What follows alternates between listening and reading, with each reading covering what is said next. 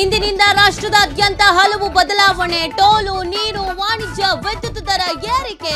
12 ಲಕ್ಷ ರೂಪಾಯಿವರೆಗೆ ಆದಾಯ ತೆರಿಗೆ ಇಲ್ಲ. ಇರಾನ್ ಸಮರ 2 ರಿಂದ 3 ವಾರಗಳಲ್ಲಿ ಕೊನೆಗೊಳ್ಳಲಿದೆ.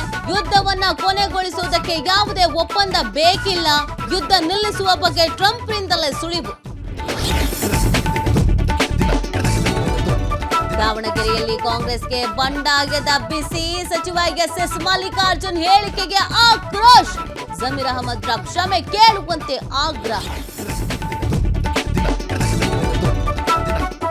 ಬಿಡಿಗೆ ಅಧಿಕಾರಿ ಸಿಬ್ಬಂದಿಯ ಕಳ್ಳಾಟಕ್ಕೆ ಬ್ರೇಕ್. ಇಂದಿನಿಂದ ಕೆಲಸಕ್ಕೆ ತಡವಾಗಿ ಬಂದ ಸಂಬಳ ಕಟ್. ಬಯೋಮೆಟ್ರಿಕ್ ಕಡ್ಡಾಯ ಮಾಡಿದ ಬಿಡಿಎ ಆಯುಕ್ತ ಮಣಿವಣ್ಣನ್.